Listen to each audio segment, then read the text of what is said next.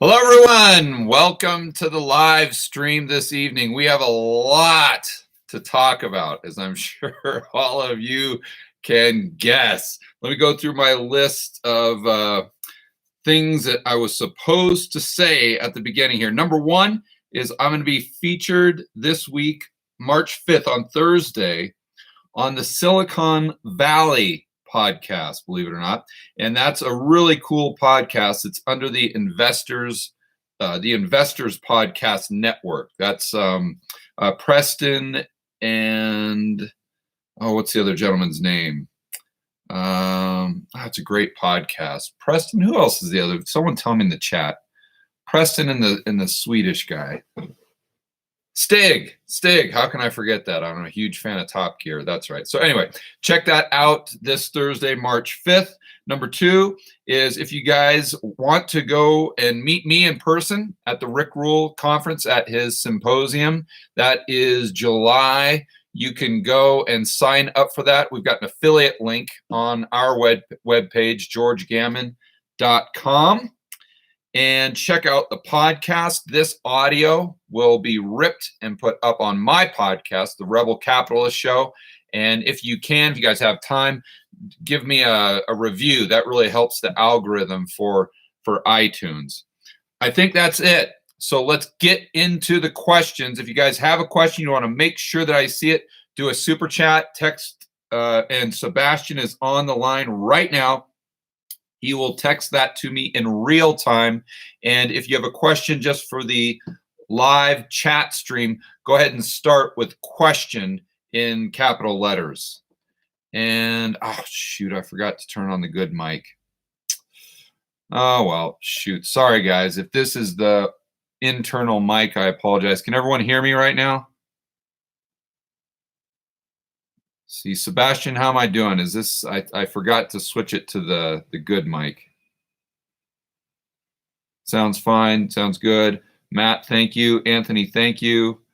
Okay, guys, and let's get right into it. Tony, thank you for the super chat. Says, what in the world is going on with gold and stocks in the future? Your opinion. First of all,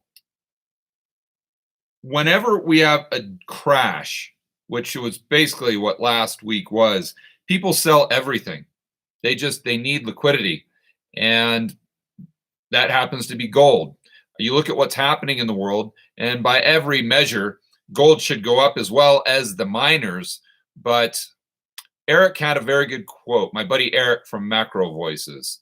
He said, when you have a crash, the correlation of all asset classes is 1, meaning they're all the same. They just you've got to sell.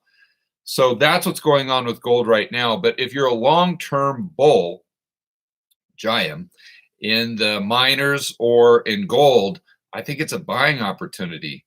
Can it go down? Sure. But when we buy, or at least when I buy physical gold, I'm not buying for the price to go up or down. I'm just buying it as an insurance policy. And if I can get that insurance policy on sale because everyone has to liquidate, then I think that's a fantastic bargain, and I'm going to look into doing that. So personally, I'm actually considering buying gold stocks tomorrow morning.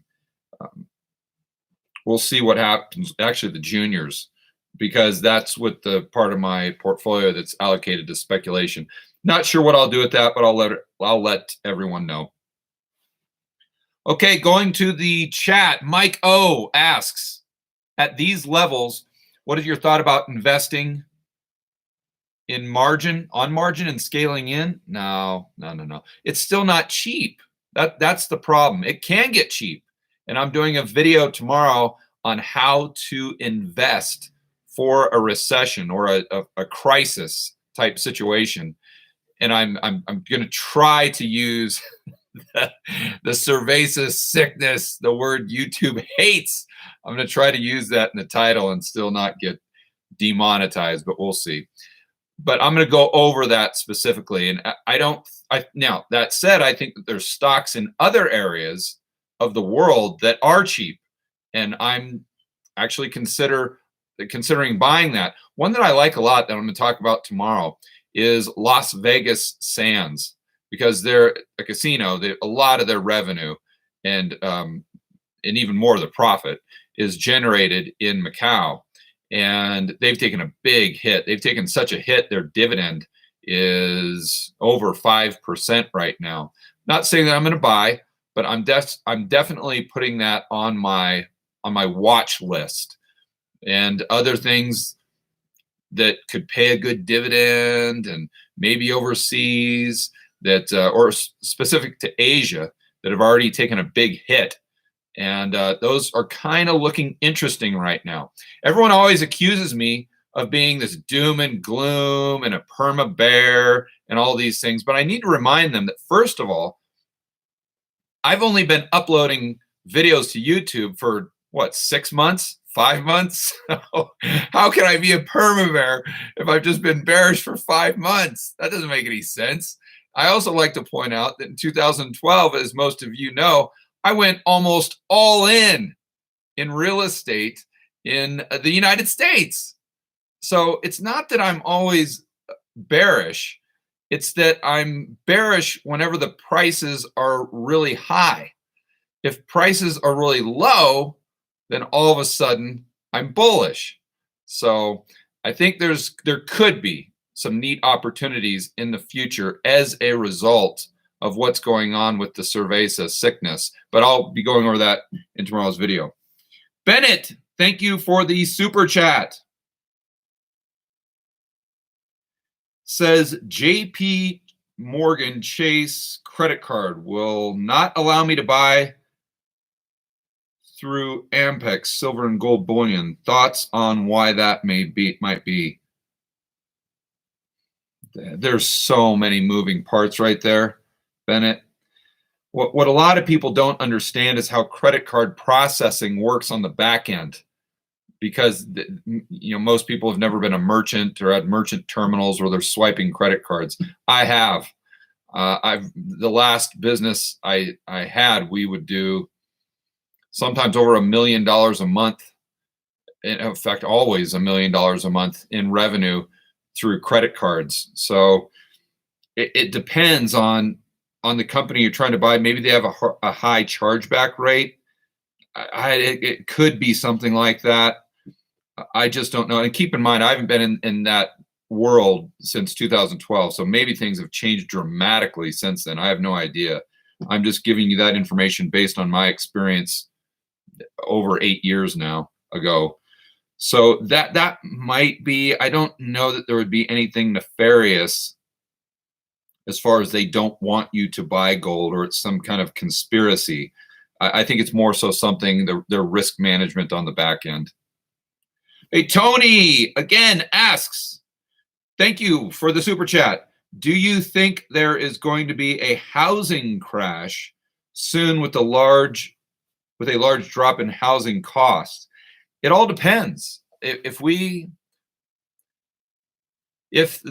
cerveza deal hits the United States like it hit China or is hitting China or even South Korea, you've got to think about the ramifications. And even if it's not a catastrophic deal from a health standpoint, obviously you feel for all the people who go through the sickness or go into critical care or of course pass away. Hopefully that'll be a very small percentage of the people that get it. But you've got to look at the ramifications of how fragile the economy is right now and how propped up it is by asset bubbles. And those asset bubbles can deflate extremely fast. Remember, a bull market takes the stairs up and a bear market takes the elevator down. And that's exactly what we saw last week. Usually, though, real estate kind of lags and it's much more of a slow mover than the stock market. It's like a giant ship. The stock market can be crashing and everything can be happening. And those sellers that own those homes are still trying to get those high prices that they think their house is worth, or they saw all the comps at when they put their house up on the market 3, 4, 5 months ago. It takes a long time for sellers to start dropping their price. And once they do, they'll drop it real quick. But I don't know that we're going to be there for at least 6 months, even if this comes through the U.S. like it did in China, or is doing in Italy or Iran or South Korea. But I do think that longer term, although it'll lag, there will be an opportunity because prices will go down. Let's remember that chart that I always use of housing, inflation adjusted, going back to 1900. Remember, there's a very specific trend line. And up until 2003, it went up a little bit, down a little bit, but it always would kind of mean revert, which makes sense because it's tied to wages, which to a certain degree is tied to inflation. So in 2003, it just went straight up, just Buzz Lightyear, until it got to 2006. And then it comes crashing down, and it bottomed out in 2012. But where do you think it bottomed out? It bottomed out right on the historic trend line adjusted for inflation. And keep in mind, nominal prices can stay the same, if not increase, while real prices adjusted for inflation can go down. So I'm expecting real estate at some point in time, whether it's now because of the Cerveza deal or in the future, to come down to that natural trend line. And that would be from where we are right now, depending on the market, would be anywhere from probably a 50% drop in some of the bubble markets to 20, 30%, and even some of the linear markets that I like a lot. It could happen, but see, there again, you're buying for cash flow, but that's a whole different topic that we've talked about a lot. I don't want to get into it right now because we've got other things to talk about. But that would be my advice on housing. Yes, it can crash. Yes, there can be a large drop at some point in time. I do think it'll mean revert back to that historic average adjusted for inflation. Could this be the catalyst? It very well could, but even if it is, it's not going to play out for quite a while. Stock market, different story. Bouncer tips. Thank you for the super chat. Hi, George. Are T-bills still a good way to hold money? I've got half my portfolio in 30-day T-bills to keep my powder dry. Absolutely. Yes. Especially right now with the pressure that's coming, the demand that we're seeing for the dollar at the short end of the yield curve and at the Fed funds rate, because that's what they're doing in repo.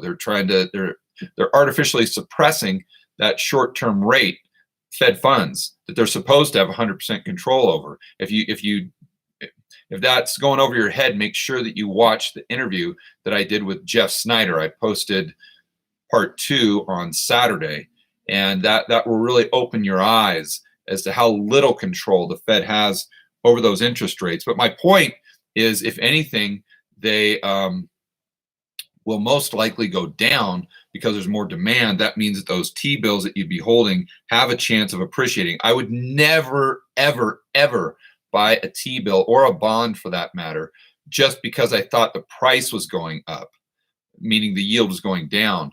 But it's nice to have that tailwind if you're just keeping it for 30 days just to keep that powder dry. I think that's a great move, and I would be doing that myself.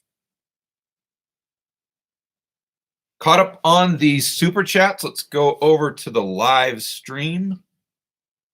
Question from West Coast Garage. What do you think of the possibility of the corporate bond? Oh my goodness. Yeah. And Raoul Paul has been talking about this on Twitter quite extensively, and they've been doing a lot of videos on Real Vision. And I know that they've got a lot of their free, if you're not a subscriber to Real Vision, number one, you should be. Number two, that if you're not, you can go on YouTube. They've got a ton of free videos there. A lot of these corporate bond market videos that I think are fantastic. But you hit the nail on the head right there. There is a massive doom vortex with the stock market and the corporate bond market. The corporate bond market has to have stocks going up, or at least staying at the same level, because if they don't, so much of their balance sheet has the stocks that they've bought over the last 8 years, well, now 10 years, that if the stock market goes down substantially, call it 30%, 40%, they're going to get downgraded. All those triple B guys that are just barely on the cusp of being investment grade, they get downgraded to junk. And then a lot of the triple A gets downgraded to, who knows, triple B. I mean, they've got so much of their, they've purchased so many of those shares back, and then they get downgraded. Well, they should get downgraded. Who knows what Moody's will do this time around, but they should get downgraded. They get downgraded, and then that is forced liquidation from those pension funds that have been lending them so much money on margin with leverage. Let's remember that those pension funds that I always talk about, yes, they go and take additional risk going out that risk curve and put that money that they have, your money, your pension money, if you're a state worker, they're taking that, putting it into the corporate bond market, just get a little more of a yield at triple B, but they're doing it on leverage. So if they can only get a 3.5%, 4% return in the investment grade corporate bond market, they go out and lever up to get that 6 or 7% that they need. So you can imagine just the implosion of that market if a lot of that triple B got downgraded, because the stock market goes down. The more it gets downgraded, the more the stock market goes down, because the more they have to sell those stocks that they've purchased over the last 10 years for liquidity. And then on top of that, you've got the algorithms, you've got the high frequency trading, you've got all of the passive investment funds now. I mean, how does that unwind, right? And the reason I'm talking about this, I just interviewed Grant Williams with Real Vision. I'm sure you guys know who he is. Just an amazing, amazing guy. Interviewed him Thursday. I'm going to be posting that this Tuesday, but we really dove into that. I mean, Grant obviously knows that so much better than I do, but the market now, for infinite reasons, is so much more precarious than it even was in 2008. Another great thing that he pointed out is back in 2008, the majority of the market participants at that time, even if they were young, went through the bubble and the crash of the dot-com in 2000. So that was fresh on their mind in 2006, 2007, or 2007, when we really started to see these cracks. But now, since we've been in the longest expansion in U.S. history, Grant said, maybe 50% of the people that are managing money right now, or even the retail investor, they've got their Robinhood account. I see all these millennial kids talking about it on these YouTube channels, and I've got a ton of respect for them, but I'm thinking in the back of my mind, my goodness, they have never felt pain. All they've done is just bought the dip every single time, and it's just worked out to where it's just almost Pavlovian. So that was an interesting dynamic that I had never thought of, that the market participants from a psychological standpoint are so much different than they have ever been in U.S. history, because we're in the longest expansion of all time. Really, when you add that on top of everything else, it's a house of cards. It really is. I'm getting behind on the super chats here. I went off on a tangent. All right. Vilela. Hopefully I'm pronouncing that right. Vilela 1.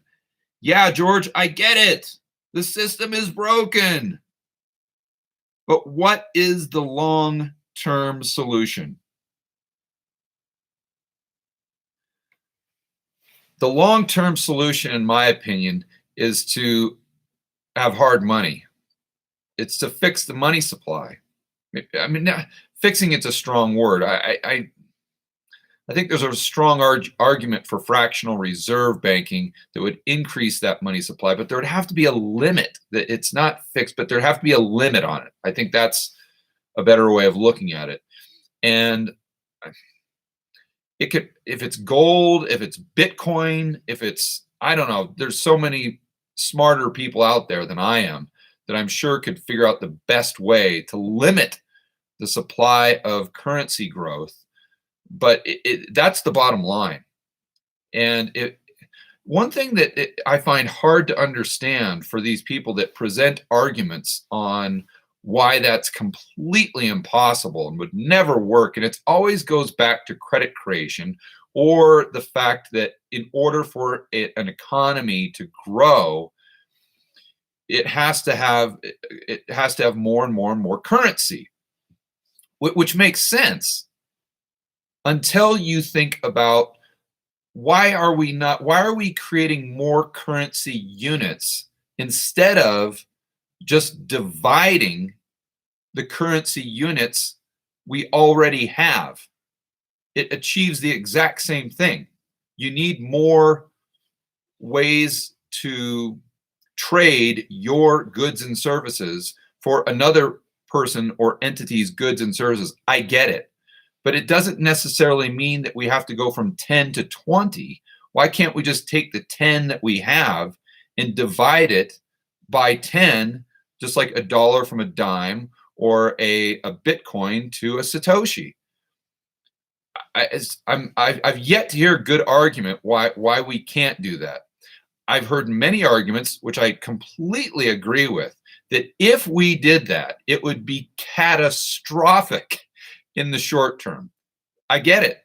I totally agree. But the question isn't whether or not it will be catastrophic in the short term. It's if on net balance in the long term, that will be beneficial. That's the question we have to ask. And in my opinion, those 2 or 3 years of severe pain would be well worth it when we get 10, 15, 20 years down the line. I think our kids and grandkids would definitely thank us for making that decision. Jonathan, thank you for the super chat. Says amateur here. Jonathan, join the club, buddy. I'm by no means a professional. I've almost flunked out of high school. I've never taken an econ class in my life. So we're all amateurs here. Welcome to the community. Is it more lucrative or less risky to accumulate several less expensive properties, collect rent, or fewer, more pricey properties? Thanks. It depends on what your RV ratio is. And it depends on the neighborhood. Most of the time, it's going to be cheaper properties to a certain extent. I mean, if you really get into the ghetto areas where you don't want, you've got sketchy renters and places you wouldn't want to take your kids, then yeah, you get super cheap properties there, but that's not what you want.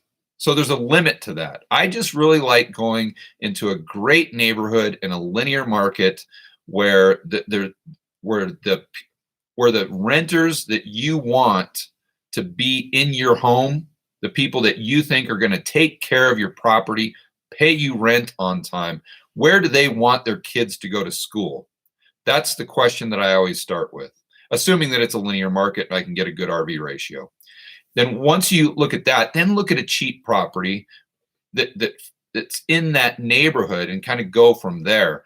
Generally, it's just a 3-bedroom, 2-bath, maybe 1,200 square foot.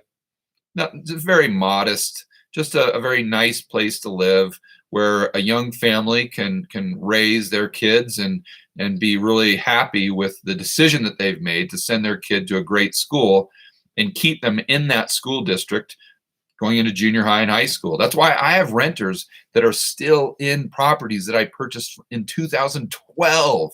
2012. They've been here, they've been in there this whole time. Why? because when they first rented my property, they had young kids and they'd never wanted to take them out of that school district. So hopefully that answers your question. And stick with it, Jonathan. As long as you're really trying to dive into great podcasts. I assume that you're interested in real estate. So not just mine, but make sure you check out Jason's podcast, Creating Wealth Show, Bigger Pockets, fantastic. Just absorb as much as you can. You're going to learn a lot and you're going to make some good decisions. Tobias, thank you for the super chat. Any update on Yarn Brooke? I emailed him and I never heard back from him. So maybe you know what I've had luck with lately though, is when I mention them on Twitter, because a lot of the guys, you can't just direct message them. I've noticed they don't have that option on their homepage. So I've mentioned them, and that I had some success with that last week with Professor Steve Keen. If I'm sure a lot of you know who Steve Keen is. He's on Macro Voices all the time. He's just a really smart guy. And by the way, he definitely not an Austrian. So I'm really looking forward to it because he's going to give us all a different perspective. And he's someone that I really respect. And I don't think it's good for us to get in an echo chamber of just talking to other people that believe the exact same things that we do. And so that's why I'm really looking forward to the opportunity to talk to Steve Keen. And he really understands the money creation component of it as well. But my point is I just mentioned him on Twitter. So I did that with Shift today. And maybe I'll have to do that with Yarn because he's definitely someone I'd really like to talk to. Greg, thank you for the super chat. Hey, George, I've got a joke for you. Oh, boy. Here we go. Should I read this one out loud or should I pre-screen it here? I'll go ahead and read it out loud. A guy with cerveza sickness. Oh, my gosh. Is this going to be appropriate here? A guy with cerveza sickness walks into a hospital. He is immediately met by Fed Chairman Powell demanding he take a long-term loan. He dies before signing. Okay, Greg, you've got a pretty dark sense of humor, my friend, but I appreciate the joke and I appreciate the super chat, buddy. Conrad, thank you for the super chat. Will the Zima sniffles cancel the U.S. Census? I'm not sure, but my buddy Chris with the Quote the Raven podcast, and if you guys aren't listening to that, I think you'd really love it. As long as you're cool with profanity, he can really go off, and I think he's hilarious. He's one of the funniest guys I've ever heard. He really should be a comedian. But yeah, check his podcast out. He's really great. But he came up with some really interesting ideas, like Olympics being canceled. And if you guys saw my Friday video, that was really, really popular. I think it's got almost 90,000 views right now. But I went over how this is really a game of confidence, our economy right now. And that it's just this game of Jenga, and that last Jenga piece is the public confidence in the system. And the Fed and the government are on one side, and reality is on the other side. So they're going to work their butts off to make sure that everything's okay, nothing to see here, don't worry about it, we've got it under control.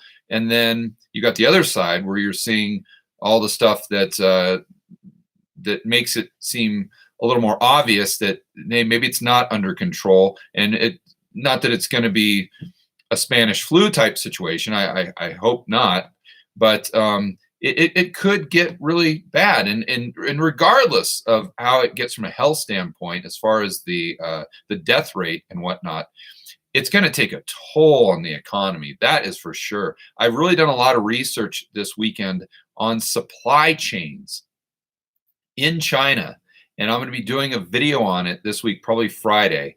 And it's really going to open your eyes up to, oh shoot, this even if it doesn't hit the US hard, this is a big problem for the United States because call it 50% of the supply chains for the world start in China. And to get those back on track and back online, it doesn't happen just like that. Just because the workers go back to work doesn't mean they're bam cranking out exactly what all of these retailers need to fill the shelves. There's a 2 or 3 month lag there at least.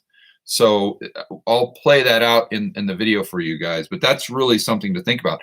Also, so if you've got the Olympics, how does that affect confidence if that gets canceled? You already saw, I'm sure most of you saw on Twitter, that they're considering not allowing the audience to attend the March Madness games for college basketball. Okay, what does that do to confidence when everyone is watching March Madness and seeing no one in the stands? You think that's going to prompt someone to go out and try to lever up to buy stocks? I don't think so. Then what happens if they, and this was Chris's theory, or he threw it out there, what if they cancel Major League Baseball? Because if this hits the US like it hit China, or is hitting South Korea, or Iran, or potentially Italy, it's going to take a month or two for it to hit its apex. And if it's just hitting its apex, you're going to have people freaking out. And are you going to be that major, the head of the MLB that says, "Oh no, don't worry about it. Just let's keep the games going, and let's and then what if one of the players gets sick or gets seriously ill as a result of this?" I mean, people, the general public are going to come down on you with the wrath of I don't want to use profanity here, but you guys know what I'm talking about. That's going to be a bad PR situation for you. So do you really want to put yourself in that position? Probably not. But then it's you're just weighing the economic pros and cons. It's really, who knows how this thing's going to play out. But what does that do to confidence? So these are the questions that we need to be asking ourselves right now, in my opinion. And I'm not saying that this is going to, this is the next Spanish flu or something that's going to wipe out half the population, or some sort of thing that you'd see in the movies. I'm not saying that at all. I think it's going to go through the system like these things do. I think that it's not the flu. It's much, much worse than the flu. But I just think that the economic impacts are going to be far greater than people are realizing right now. And with our economy in such a precarious position because of the amount of debt that we have, that's where I get worried. I'm behind on the super chats. Okay, I got to stop going off on those tangents. Wally, thank you for the super chat. What role does the Treasury General account play in the repo market? I used to think it was only the Fed involved until I saw the Real Vision video. Yeah, that was a great video, wasn't it? I'm sure you're talking about the one that concluded with Raul talking to Dr. Barton Wang. The guy really knows his stuff. I talked to Jeff about that, Jeff Snyder. And his answer, I said, what was his exact answer? It was funny because I don't think we caught that on the recording. I think that's when he and I were just going back and forth, either before or after that interview that I did with him. We went on and on and on. Even after we stopped recording, I should have hit the record button again. But I talked to him about this, and I said, listen, do you think the Treasury has control that they could go around the Fed to do their own round of QE, to juice the market, to potentially give Trump more tailwind going into the election? Do you think that they could pull out reserves by allowing that account to go up, that would force the Fed's hand to go in and provide more liquidity? And he just kind of chuckled and said, George, honestly, I don't think they're that smart. He goes, I don't think they could even figure out what you're talking about. That was his honest answer. So I think that obviously Dr. Barton Wang is such an intelligent guy, and it's so obvious to him that you could pull that off if you wanted to. Jeff questions whether or not they have the foresight to even understand how much power they actually have. And I wish I would have had more time to talk to him about it, because as you guys know by those charts that I've shown of the TGA, and if you haven't seen that, make sure you pull up the Fred charts of the TGA. It just starts going crazy with volatility in after the GFC, when Obama was president. But then when Trump gets into office, I think it was 2016 or so, it might have not have coincided exactly with Trump, but right around 2016, it just starts going, it goes wild with going these swings that go up to 400 billion, down to 20 billion, up to 500 billion, down to 30 billion, just all over the place. Something has changed dramatically. Now, I'm sure Jeff could show me the rationale for that, but just as a layman looking at that, I say, okay, something's going on, and it looks like they're trying to do it. But who am I to argue with Jeff? But next time I get the chance to talk to him, I'll definitely bring that up, and we'll take a deep dive into it.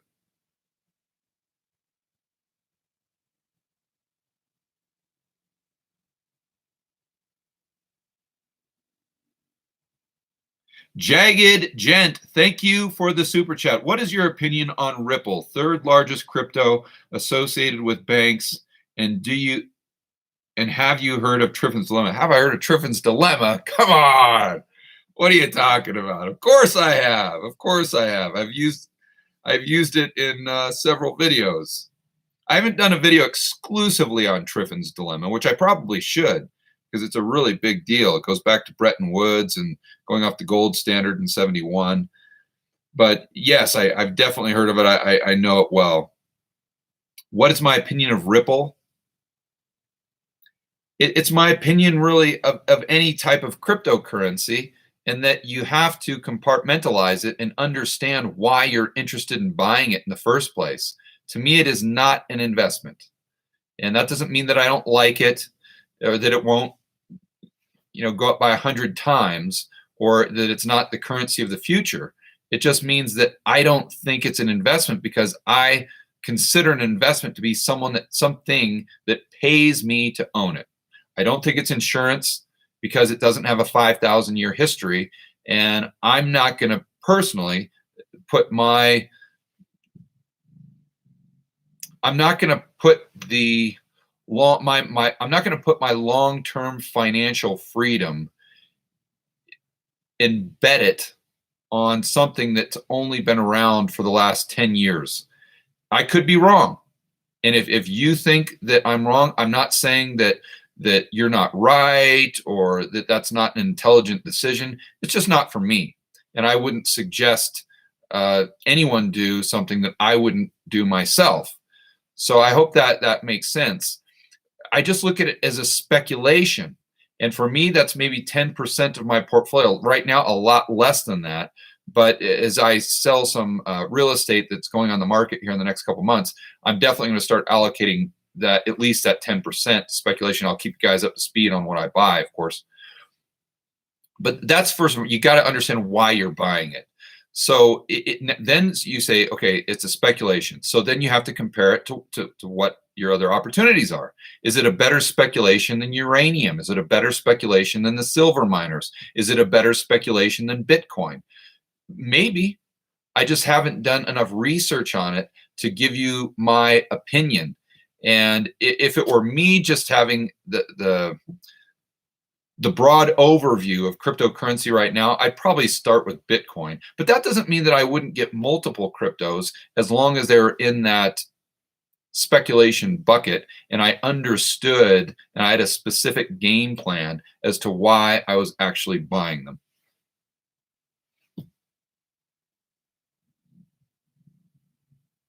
Okay, are you for 2112? Thank you for the super chat. Ripple or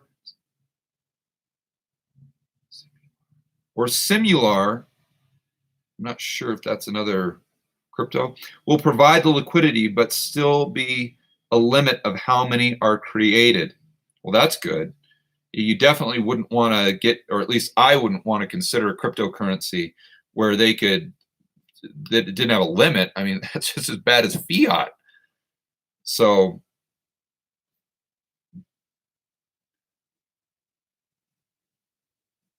yeah, I think you're just making a statement there. I just want to make sure that you're not asking a specific question. Okay, but thank you very much for the super chat. Mark asks, do you think the drop in repo financing last week is related to the drop in asset stock market prices? If so, then do you attribute the recent market run up to repo liquidity? Thanks.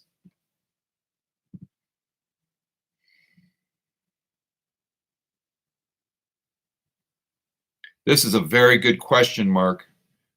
It's tough for me to answer this thoroughly without a whiteboard. Let's start with your last point.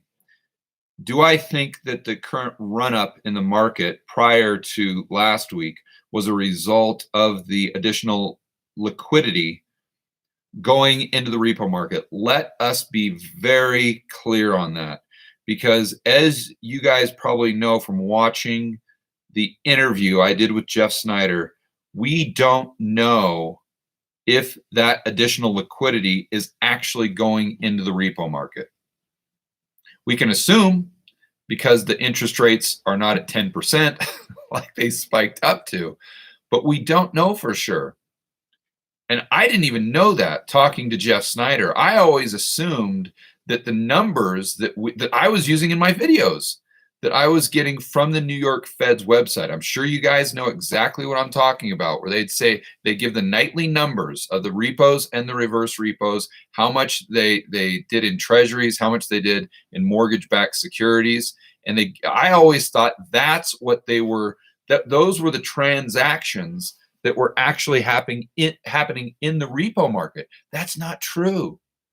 Those are the Fed, from a logistics standpoint, can't go directly into the repo market unless it's with a bank or one of the primary dealers that are under their umbrella, because those are the only institutions that have reserve accounts with the Fed.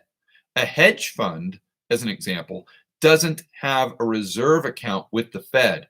And the only way, or I'm not going to say the only way, but the main mechanism for the Fed printing money and trying to get it into the system is just depositing that money directly into the reserve account that XYZ financial institution has with the Fed.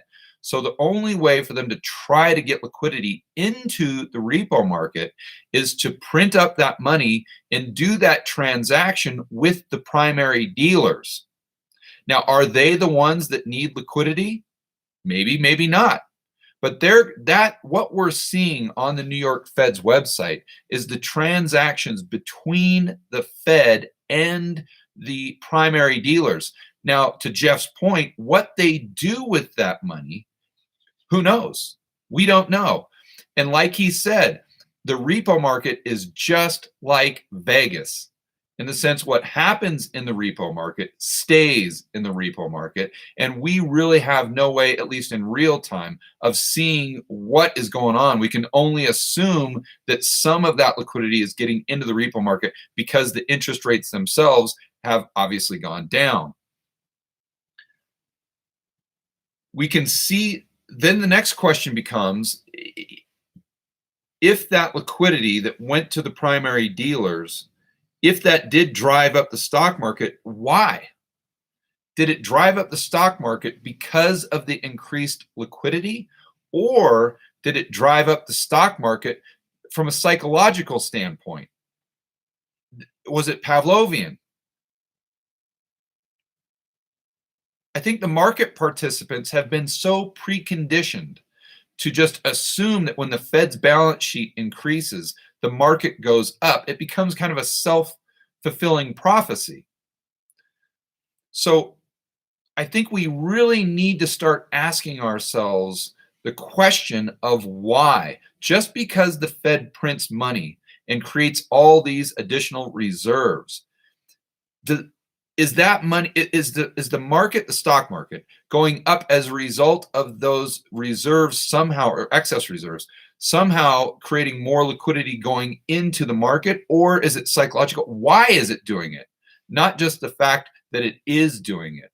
That's what we really need to start asking ourselves, to have a good handle on what is going on, so that we can make better decisions to protect our wealth and potentially grow our wealth as well, to build wealth and thrive in a world of out of control central banks and big governments, right? Okay, let me go to the first part of your question. Do you think the drop in repo financing last week is related to the drop in asset?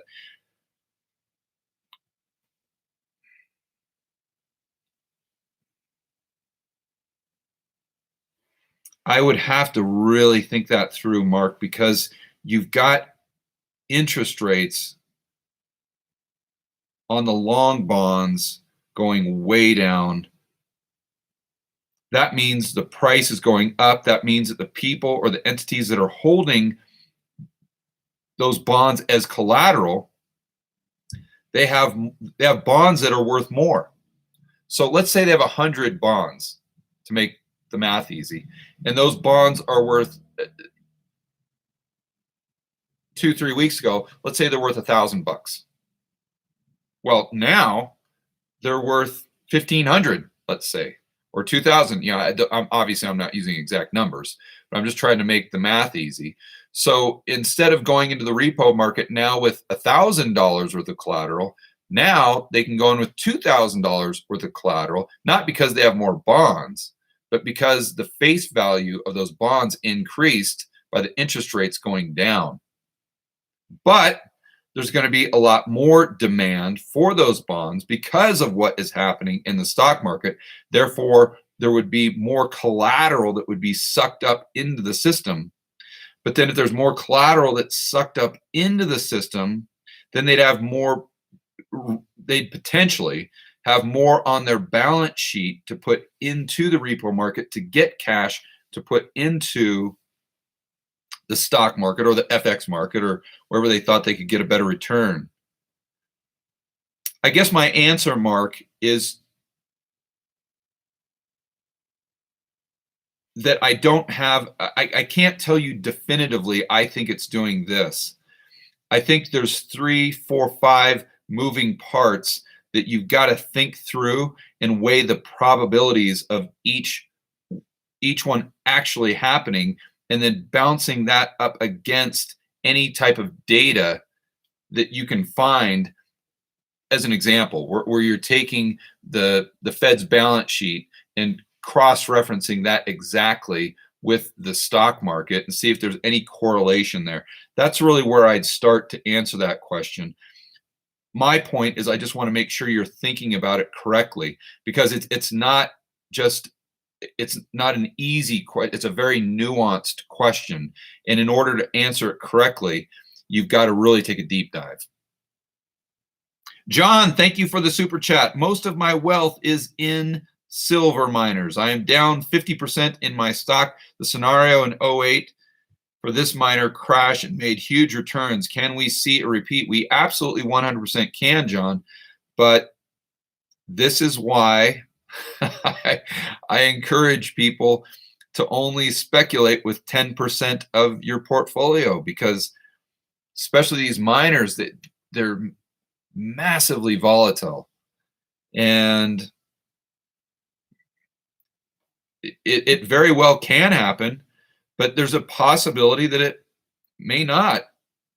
These markets are so manipulated because of the money printing and artificially low interest rates. It's the hall of mirrors, like Jim Grant always says. So if I was in your position, I'd ask myself, do I have too much of my portfolio in this one position, number one? And number two, assuming that you're comfortable with the position size, I'd say, would I be a buyer at these prices? And if the answer was yes, I'd hold the position.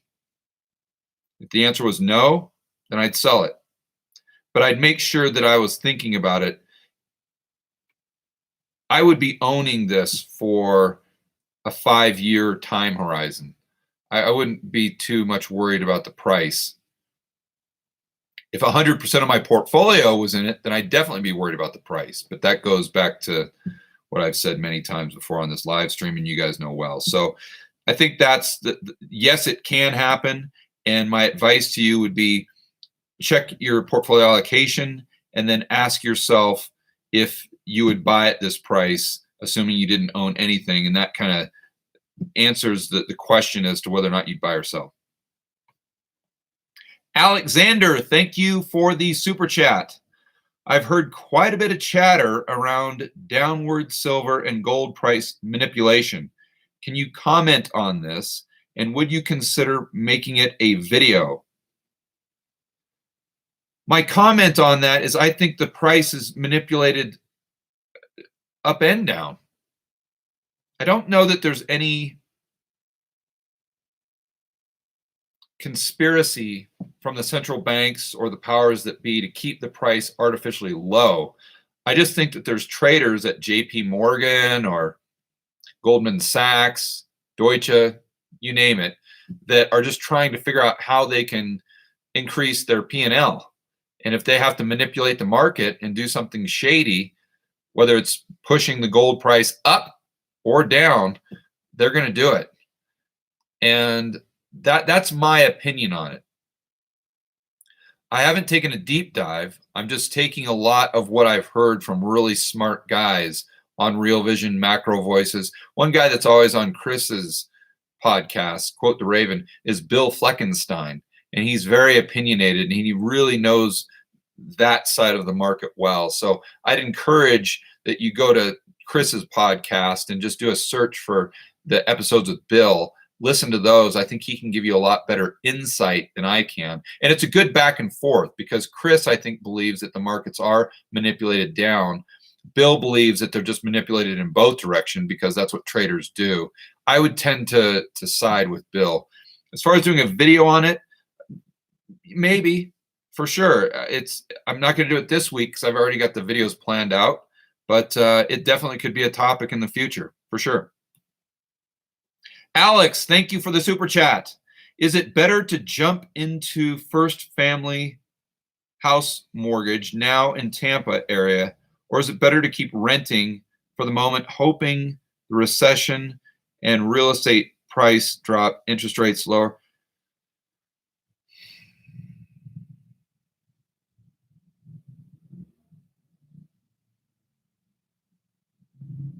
This is a really good question, Alex. Before last week, I would have said it all depends. It's your family house, though. Well, I'd still make that decision based on the RV ratio. But in Tampa, I think they've got a pretty good RV ratio there in general. I think I've heard Jason talk about that market as though he's either in it or he's thinking about it. So I know if he's thinking about that, it means that it's a good cash flow market, in which case I'd be more open to buying, even if it's for my main residence. Well, but now, let me put it to you this way. A couple weeks ago, I would have been more open to it. Now, I think if it's something that you got the perfect house, your family loves it, it's in the best area, it's going to be great for your kids, I would go ahead and pull the trigger. If you haven't found the perfect house yet, I'd probably hold off, because if the cerveza sickness plays out like most of us think, in which it's going to be worse than the majority of Americans are thinking, they're kind of whistling by the graveyard. No, I guess that's a bad way to say that, isn't it? I didn't phrase that too well, did I? I apologize for the inappropriate phrasing there, but you guys know what I'm talking about. That there's so many Americans that just aren't paying any attention to this because they don't think it can happen to them, that it's not priced into the market at all yet. The stuff in China outside the US is, but what can happen in the US, I don't think is. And if it does, then even if we don't get it like China, even if we just get it like South Korea, I think mortgage rates are going to go down even further. And I think if I hadn't found the perfect house by now, I would be cool with waiting probably a month or two before I pull the trigger just to see how this plays out, especially with interest rates. That's probably what I would do. Jorge, thank you for the super chat. Expecting a deflation in real estate in the USA. I'm considering buying a rental property. I hear also mortgage rates are going down. Good time to buy. Okay, yeah, same thing, Jorge, that I just told Alex. And that 2 weeks ago, I would have said, as long as you got the right cash flow, the right numbers, go ahead and pull the trigger because the cash flow is cheap and the debt's cheap. So I'd say the same thing. If you've got a perfect property right now, I wouldn't pass on the opportunity. If you don't have a perfect property, I might hold off just to see what happens to mortgage rates and maybe home prices and on the demand side of the equation over the next couple months. Conrad, thank you for the super chat. Reach out to Charles Hawkinson Cardano for an interview. Okay, I've never heard of Charles, but I'll definitely look him up, Conrad. I appreciate the suggestion. Toby, thank you for the super chat. If you were 19 today with a few $1,000, what type of investment would you look for in the future given the fragility of our economy? No brainer, Toby. No brainer, my friend. Most of you, who knows what I'm going to say? I'm gonna ask you guys a question for once here. I'm gonna go right to the bottom of the live chat. Who knows what I'm gonna say? I'm gonna announce the winner. Come on, guys. You know what I'm gonna say. I think this chat is lagging a little behind here. Pork bellies, no. Fourplex, nope. Who's gonna get it first? House hack, nope. Trucks. John Doe, you got it, buddy. John Doe hit the nail on the head. That is right. So, yeah, John Doe, you got it, buddy. Jane Smith got it right. Jennifer got it right. Email account got it right. That's awesome. Okay, let me explain why here before I just completely go off on another tangent, get way behind. Normally I'd say house hack, Toby, but you've only got a couple $1,000 or a few $1,000. So you need to make enough money to get that 20, 30, 40 grand for the down payment to start house hacking. So I don't want to downplay house hacking because I agree with my buddy Marco at Whiteboard Finance that is the best financial decision any young person can make. I totally agree with that 100%. But since you really don't have enough for the down payment, how do you get that 20 or 30 grand?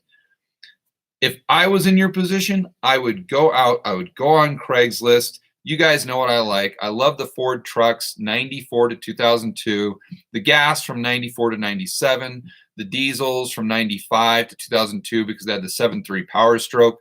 I would find them in no rust states. That means California, Oregon, Washington, Nevada, Arizona, some parts of Colorado, New Mexico.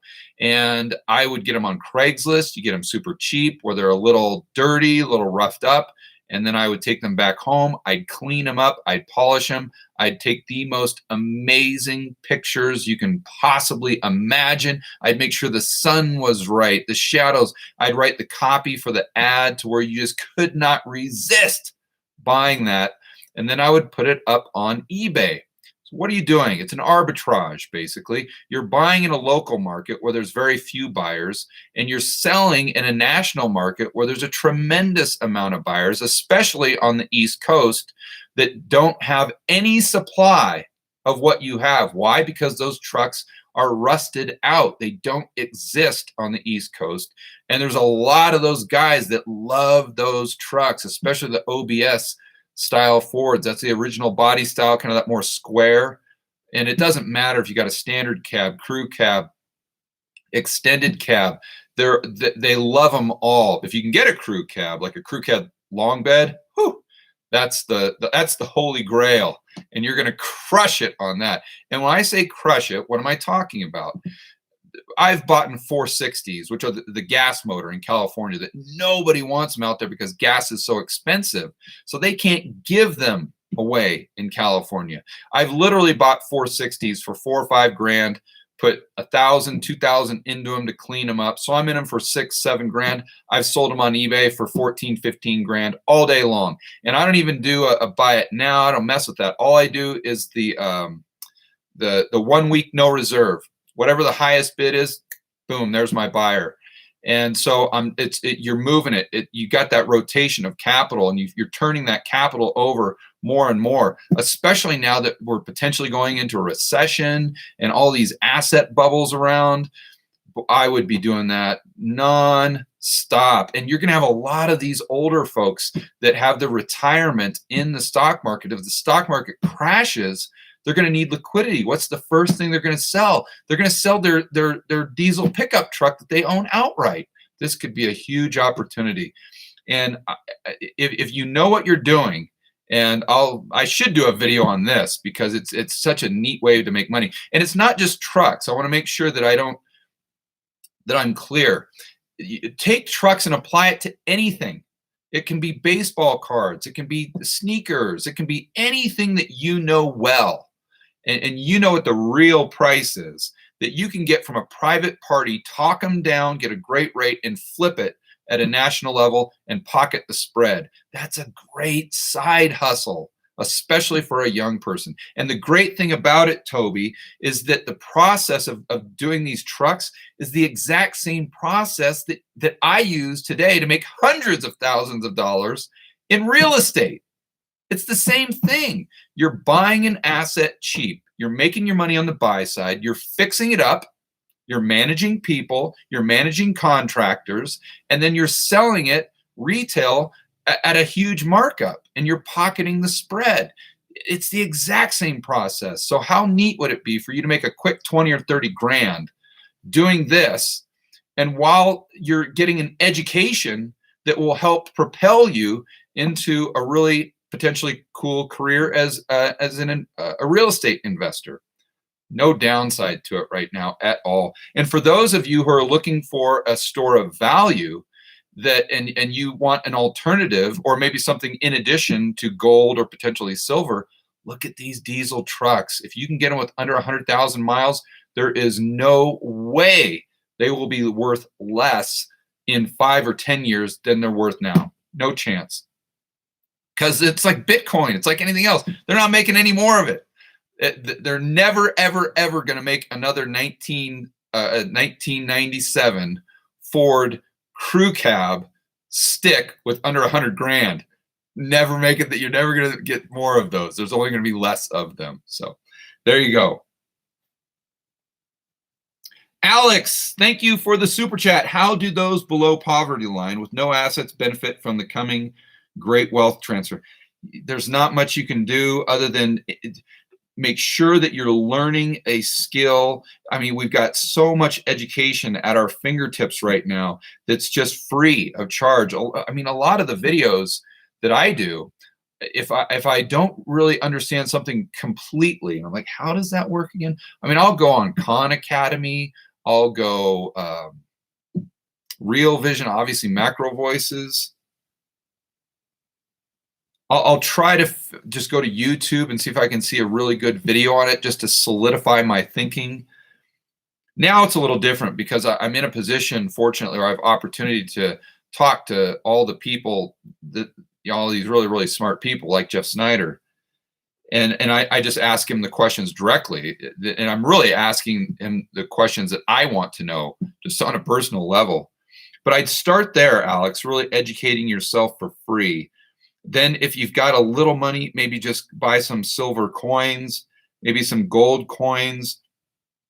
just to have something to protect what you do have. But I think your best investment is going to be in yourself.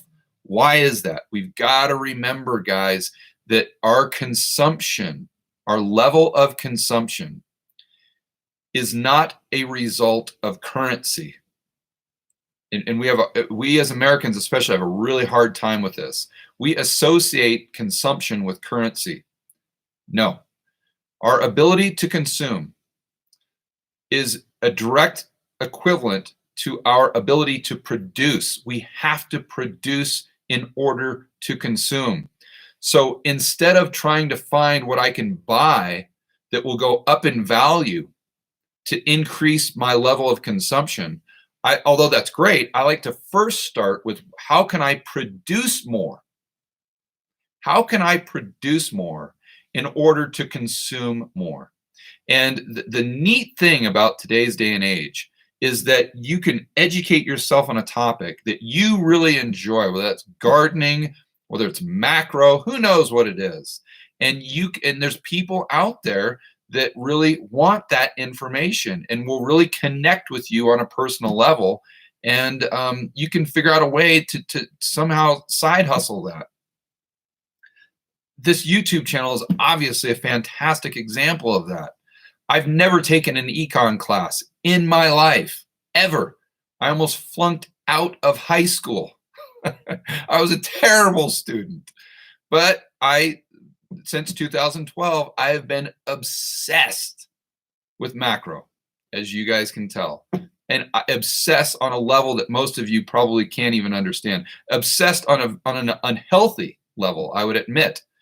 But I've taken that knowledge, and there's people out there, obviously, that really enjoy watching the videos, and it's just been an amazing experience. But that's a good example of that, Alex, and that's exactly what I would be focusing on. How can I educate myself for free with the resources I have online to provide value to others and increase what I'm producing so I can increase my level of consumption or excess productivity, have the savings, and then invest? John, thank you for the super chat. Where do you see silver industry in the near future? Do you see a repeat of bull market or metals after this coming recession? I think the probability is on that side, John. As far as the short term, though, I don't know. I don't have any predictions on the short term. That's just me being honest, because there's so many variables that, I mean, just billions and billions of transactions on a daily basis just in the United States. And what's going on with the cerveza sickness and what the Fed's going to do, and are they going to print? How's the market going to respond to that? There's just too many variables right now to know what's going to happen with any level of certainty within the next 2 or 3 months. Now, if you talk to me about 5 years, then that's when I like to make decisions based on those time horizons, because the probability of us being correct is so much greater. So if I'm looking at that from a 5-year standpoint, then yes, I do see it playing out going into a bull market. Dimitri, thank you for this super chat. Hi, George. Besides bonds and miners, are there any other safety plays left? Well, I don't know that miners are a safety play. I think they're great, but I would still consider them speculative. What do you think will sell off first, junk bonds or treasuries? Junk bonds. Junk bonds. 100%. Not even a doubt in my mind. Why is that? Because treasuries have become something that large financial institutions have to have on their balance sheet because they need it as collateral. The system has a shortage of collateral, as insane as that sounds, with the government running $1 trillion plus deficits and providing the market with as much of this paper, with as much of this debt and treasuries as they can possibly create. It's still not enough. And that's why interest rates are going down. That's why Snyder thinks that interest rates, even in the States, on the bond on the coupons, meaning that like the 10-year, are going to go negative. Doesn't mean that they'll go negative on the short end, but with the collateral that the banks and financial institutions need, treasuries, there's going to be tremendous demand, especially if this gets a lot worse, and they could go negative. Junk bonds, though, they're not in the same category because although I'm sure a lot of these financial institutions are holding those and probably trading the junk bonds for treasuries short term and putting them into the repo market without the other participants of the repo market knowing, they're not the pristine collateral. And when I say pristine, you guys know me well enough to know that I don't think it's pristine. That's what the market perceives treasuries to be, the repo market, or the counterparties. That's what they are perceived to be. So no, I think that treasuries are going to have a bid for sure above junk bonds. Now, we could see a situation where even the treasuries are going down in price. That's hard for me to envision right now, but because of the supply shocks coming from China, the supply chains being disrupted, you could see inflation, domestic inflation in the United States going way up. Would that have a counterbalance to the demand on treasuries for the balance sheet of the financial institutions? Who knows? I mean, there's such a push-pull there and so many cross currents. I have no idea who would win that battle in the long run. But the bottom line is junk bonds, in my opinion, would sell off first. Hi, Viz Economist. Thank you for the super chat and being on the live stream every single week, buddy. I really appreciate it. Futures are already down, are they? Yeah, that doesn't surprise me. But see, what's the Fed going to do tomorrow? That's what I'm really curious to know. Is the Fed going to try to talk dovish that's really what I'm going to pay extreme attention to this coming week, is what the Fed's response is, and then what the market's response is to the Fed's response. Could you maybe do some quick alert videos in the coming weeks if you're seeing something really screwy going on with the bonds, Fed, and repo? This week might be a wild ride. I completely agree. Absolutely. What I've got planned for tomorrow is doing a video on how to invest for a recession. In fact, I had the title. I had the whiteboard's just right over there.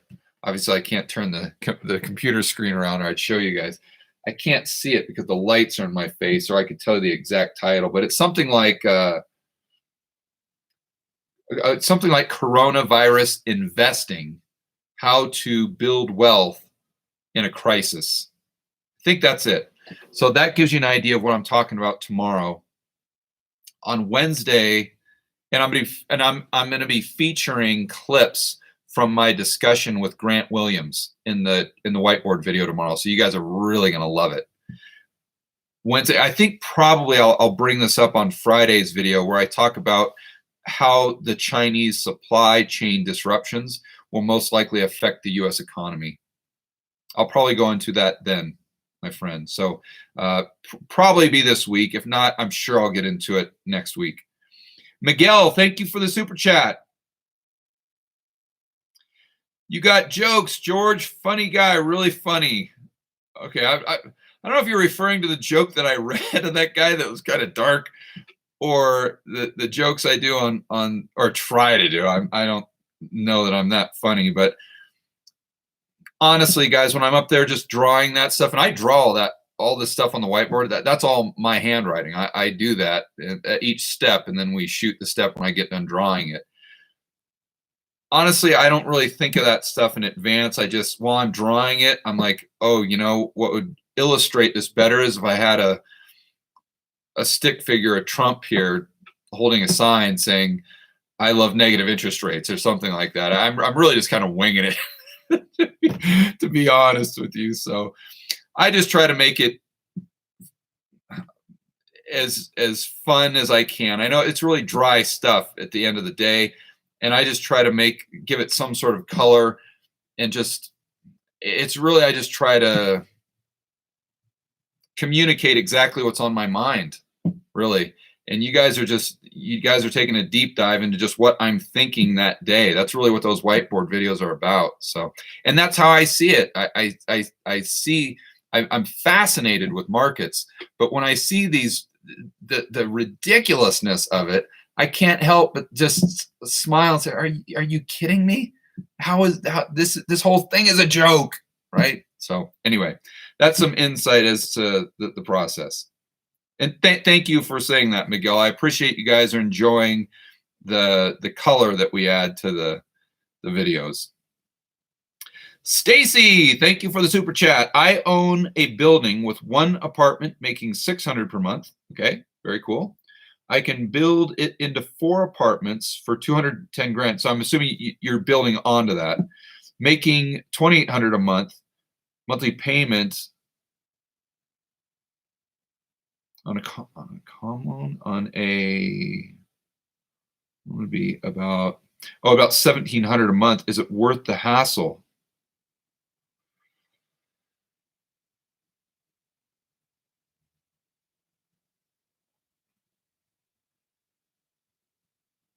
So, well, I don't know what you're all in it for, though, Stacy. That's my problem. I know you'd add another 4 apartments for 212 or 210, but I don't know what you're in it to get the 600 you're getting right now. I'd need to know that. I mean, if it was close to the RV ratio that you would get by doing the extension, then I would. But again, this depends on how much money you have in reserve. Is it in a good neighborhood? There's all these things that I'd have to ask and find out. But just assuming all we've got a green light on all that, and you're getting the same type of RV ratio on your current cost basis and your current rents, then if you can outlay 210 and get 2,800 a month for that, I would do that all day long. That is a fantastic return on your money. Not to mention the equity build from doing that. I don't know what your cost per square foot is, but I'd imagine that once you build those, you'll have an asset, or at least that portion of the asset that's worth a hell of a lot more than 210 grand.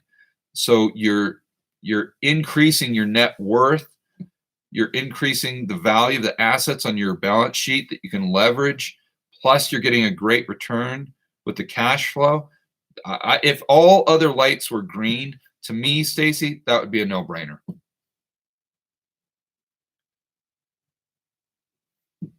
Miguel, thank you for the super chat. Says no apologize. No, I think he's saying don't apologize for the tangents. All knowledge is appreciated. Thank you, Miguel. I appreciate it. Thanks for the kind words. Sebastian's telling me to check the time. 1:18. Okay, we've got at least another 10 minutes here. Wally, thank you for the super chat. Do you think it's possible that the collapsing stock market and bond yields end up culminating in a credit freeze? 100%. I'm not, let's see, collapsing bond yields. Yeah, I don't know that the bond yields would. I'd have to think that, oh, actually, you know what? They might. See, the thing, Gunlock has done a lot of research on this, or I've seen a lot of interviews where he's discussed this at length. The U.S., as you guys know, is the only major economy with a major bond market that interest rates aren't negative. You go to the ECB or the Eurozone and Japan, that's really the competitors. You've got negative rates there. So here you got positive rates. If every single major bond market that all of these lending institutions, or not just lending, but financial institutions that they use as collateral, if they're all trading negative, that has got to have some bad consequences. And Gunlock points this out very well. And I'd suggest looking at a few of his more recent videos on YouTube because he's discussed this exact topic. But I haven't taken a deep dive into it, so I don't want to really give you any this might happen, or this might happen until I do. And I definitely will in the near future take a deep dive in one of my videos because this is a very important topic.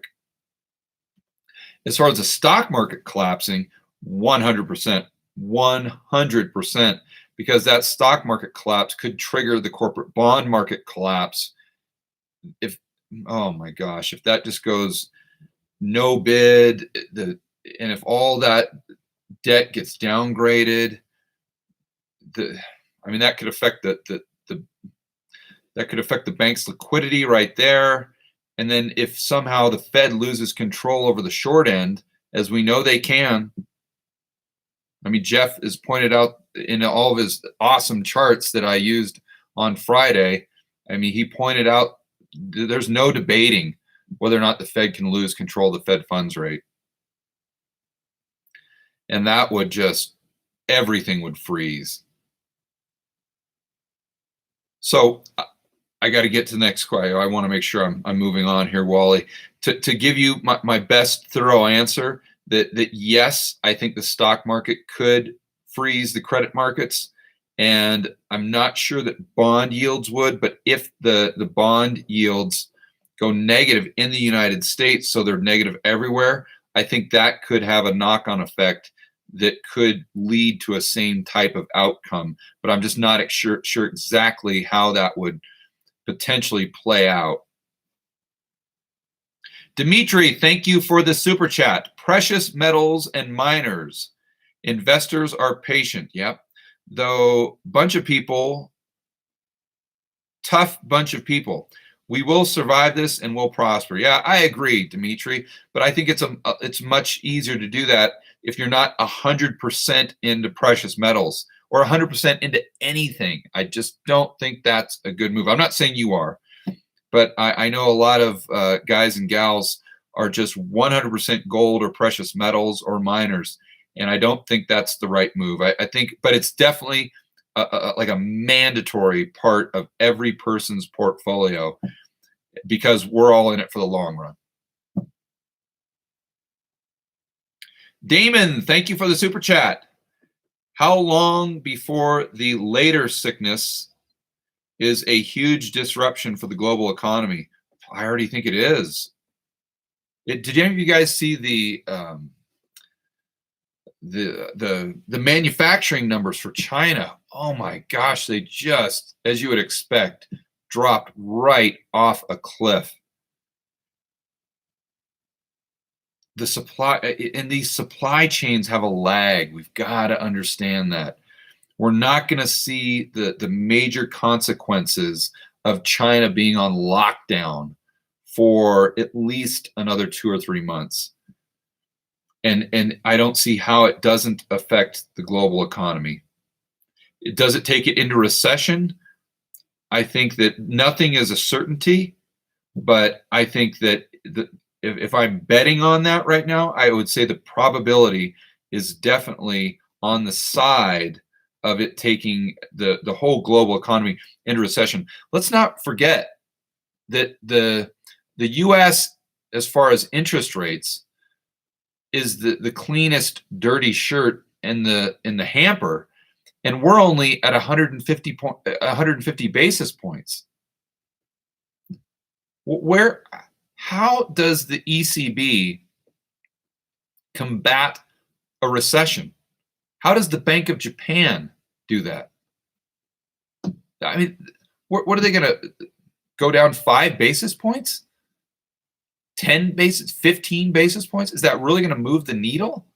When per the Fed, per their models, and of course we don't really agree with those, but they always say that they need at least 500 basis point drop in order to cushion a recession. But where are you getting those 500 basis points? They don't exist right now, especially not in Europe and Japan. So I think that's another thing to throw on the fire as to how this could really get ugly. Stacy, thank you for the super chat. Do you see the housing markets in places like California will finally start to fall due to the cerveza sickness ordeal? Yeah, especially like places like Vancouver, and where you had all these Chinese buyers and all that liquidity was coming in and really driving up or propping up prices. I know LA is like that. Of course, there's a lot of factors that go into it, but LA, San Francisco, a lot of that is Chinese money, and that whether that increases or decreases, I would think that first would decrease, and then it could potentially even increase. But for the short term, those markets are just so fragile right now because of all of this money printing and asset bubbles. And I mean, just look at the prices compared to 2006. There's no one that would argue that housing prices in LA or California in 2006 were not in a bubble. No one would argue that. But we're higher than those prices now, even adjusted for inflation. So if we were in a bubble in California, then how are we not in a bubble right now? It just makes no sense. And I think Schiff said it extremely well on his podcast the other day. He says what really matters is the size of the bubble. The size of the pin doesn't really matter that much. It's the size of the bubble. And I think that's a great way to look at it. And I think that's the way I see California real estate. But what's interesting, though, I want to add to that, because it's not really cut and dry, Stacy, because if you have interest rates going down as a result of the cerveza sickness on the 10-year, say they go into negative, what does that do to interest rates? That takes interest rates on mortgages 50 basis points. Then you've got a really counterbalance to the lack of demand.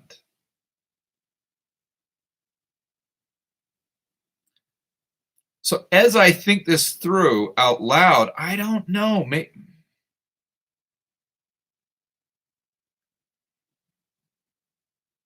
I think there's a good argument for both, but I think my base case on that is going to be that prices fall, even with the lower interest rates.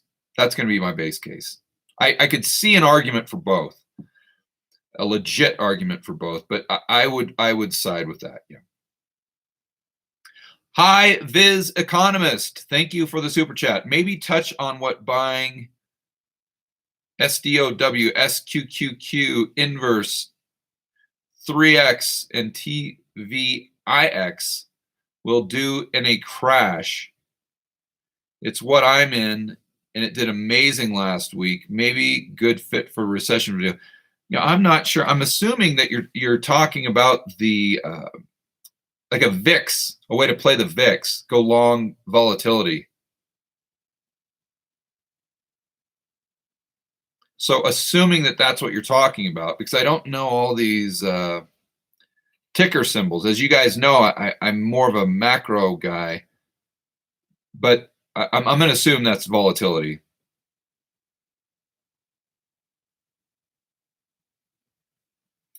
Yeah, okay, for my recession video tomorrow, I think that's a good point, but I would stipulate that that is a speculation, and it would have to be considered as that when you're creating and you're building that portfolio that is optimal.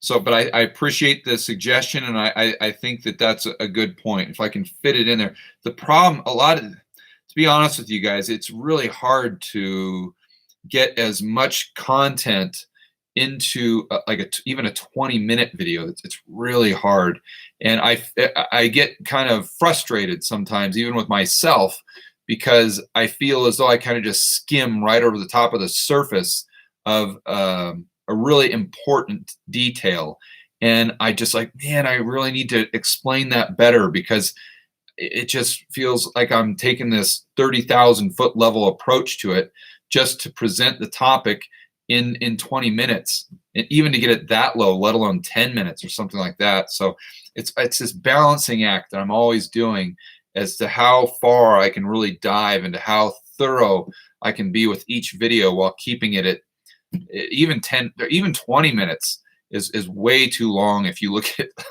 if you look at what the YouTube professionals suggest that you do. They like it to be around 10, 12, maybe 15 minutes. So just keep in mind, guys, when you're watching my videos, if you say, oh man, George kind of just seemed to skim over that, it's not because I don't want to go into it deeper. It's that I just have to prioritize certain things to keep the videos under 20 minutes to where they're actually digestible. If I keep them at 30, 40 minutes, then the views are going to go way, way, way down, and I'm just not going to reach as many people, and then it's kind of counterproductive. So that's the balancing act that I'm always going through, just FYI. Oh man, I got a ton of super chats. Okay, guys, no more super chats, please. I really, really appreciate it. But I've got to get dinner and get the tomorrow's video ready. And I'm gonna be here. I'm really going over right now. So let me go through these, but no more super chats, guys, or else I'm not gonna be able to answer them. Eric, thank you for the super chat. Do you have any thoughts on buying Singapore or South Korea ETF? Yes, yes, yes. This is one thing that I'm not the ETF, but I was thinking about the airlines because I love those airlines. Not necessarily from their balance sheet. I need to look at that further. But if you've ever flown like Singapore Air or Cathay Pacific, oh my gosh, compare that to like United or American Airlines, and what a night and day difference. But I know those airlines have gotten crushed, and I think it's something to look into right now for sure, 100%. Yeah, right now they're really low. I just glanced at the airlines briefly today, and I know I think if my memory serves me right, I saw some down around like 12 PE, decent dividend. Yeah, I'd look at it. And again, if you want, just kind of, I'm not really a stock tip guy, as you well know, but what I was looking at today was Las Vegas Sands. You can buy it in dollars, so if your expenses are in dollars, you don't have any currency risk, but you can get that exposure to Macau, which right now is really depressed for obvious reasons. And let me tell you what, the Chinese will always, always gamble. It is a part of their culture. It is just what they do. And any of you that have spent time in China or around Hong Kong, you know exactly what I'm talking about. The Chinese are all about gambling, and that's never, ever, ever going to go away. Cody, thank you for the super chat. It says, love your videos. Keep it up. I have several guys I work with drinking the Kool-Aid. Okay. Hopefully they're drinking our Kool-Aid and not the Fed's Kool-Aid. Keep up the good work. I will do, Cody. Thanks for the kind words, buddy. And thanks for always being on the super chats and the comments. I really, really appreciate it. Aurora Borealis, thank you for the super chat. George, what do you think about holding mining stock versus physical metals? Depends on what your objective is. If your objective is to buy insurance, then you got to go physical. If your objective is a speculation, then I would suggest the miners. That's really what it boils down to. Mr. Scott, thank you for the super chat. Considering pinpoint investing 70% of my Roth IRA in gold mutual funds, any ideas for the other 30%? My 401k has limited options. Not sure what I can do. Are there any? See, again, we're getting really heavy, and we're just putting all of our eggs in one basket. I really hesitate to do that. I mean, it wouldn't matter how bullish I was on an asset class. I would never go in 70%. I mean, right now I try to be, I don't know if in a Roth IRA you can go into cash and just put it into short-term T-bills.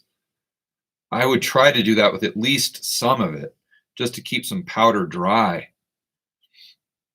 Because I do think that if this plays out and continues to play out like we've seen over the past week, not that I'm saying that it for sure will, but if it does, there's going to be some buys even in the US market. I mean, Coca-Cola is down. You guys know well, I really like Coca-Cola. I would love to buy Coca-Cola at $20 or $25 a share, where it got down to in the last recession that we had. That would be, I would love to just back up the Brinks truck, but I still wouldn't go 70%. I would still keep it diversified. So I'd like to have some dry powder right now, in addition to the, and also if you're going into the gold funds, no, I don't like that. If you're talking about the gold funds compared to physical, I don't know, maybe you can't buy the physical with your Roth IRA, but boy, I don't like going into gold ETFs. Not at all. The miners, okay, I get it. And if you're trading, I mean, I had this discussion with Luke Groman, and he doesn't mind the GDX just as like a trading vehicle. And I totally get that. Makes sense. But if you're buying something, if you're buying gold, an ETF is a long-term play in your portfolio. Oh, man. I would not do that. Now, these could be miners. And if they're miners, okay, I totally get it. But then the miners, you're going 70% to something that's extremely speculative. I would just try to have some more diversification and try to have some more dry powder. I think that's my best advice. Fiaz, thank you for the super chat, my friend. The global economy seems like a Ponzi scheme. Yeah, it does, doesn't it? To support U.S. consumers and the U.S. dollar. Bingo. Nail has been hit on the head. So maybe the rest of the world has no option but to prop up the U.S.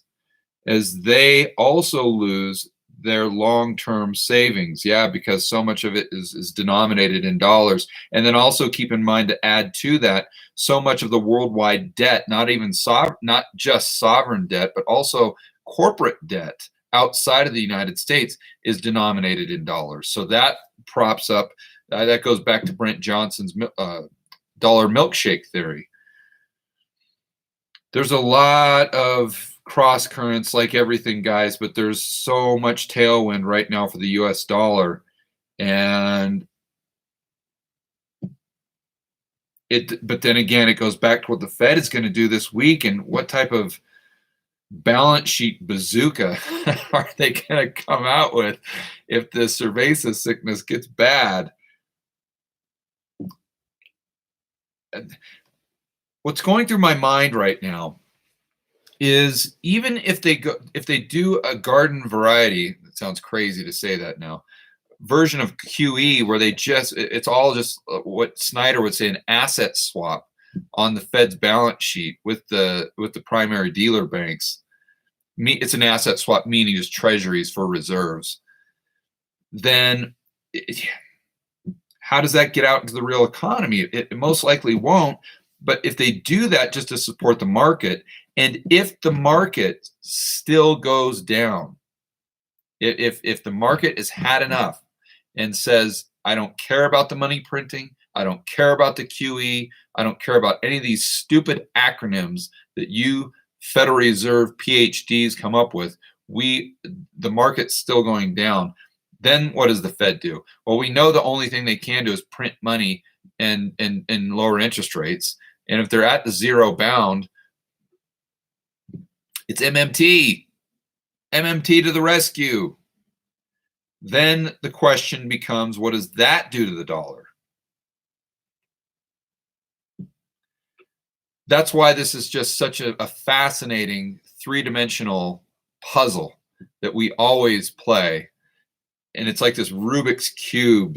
It's just why I love it so much. But unfortunately, it puts us all into a position where we can't make there are no definitive conclusions. There's only probabilities, like I always say. And I think the good news, Fiaz, is you're looking at it the right way. You're asking the right questions, and you're really thinking this through. I agree, to answer your question specifically, I totally agree. It's like a Ponzi scheme, or I don't know if that's the exact way to look at it, but it's totally unstable. It's a house of cards. It does prop up the U.S. consumer. It does prop up the U.S. dollar. And right now, the rest of the world doesn't have an option because they need those dollars to transact, and more importantly, they need it to pay off all this dollar-denominated debt that they just went wild with back in, what was it, 2012, 13, when the DXY was down at 70. So, all right, guys, to wrap things up, I'm going to remind everyone about the podcast that I'm going to be featured on March 5th. That's the Silicon Valley, and that's under the Investors Podcast umbrella. And the Rick Rule affiliate, if you guys want to meet me in person, I'm not going to be speaking there, but I'm going to be there. We can grab a beer. You can ask me any questions. I can ask you questions. Try it. If you're going to go up there, guys, I'd really appreciate it if you used our affiliate link. It's at georgegammon.com. That just helps out the channel, and it's at no additional cost to you. And I would suggest doing it quick if you're planning on going, because the prices gradually rise. I think it's only like $4.99 or $500 now, but like, I'm not sure the exact time frames. You can click on the link to Rick's website and it shows you there, but it goes up to like $6.99. I forgot if that's the highest price point or $7.99, but it gradually goes up. So it's definitely advantageous to get your tickets right now for that event. And then lastly, make sure you check out the podcast and try to review that on iTunes if you guys have time. It really helps us out with the algorithm. And on that note, guys, let's pay attention to markets this week. It's going to be a roller coaster. It's going to be a wild one. And I will look forward to seeing all of you on tomorrow's video. Have a good one, guys.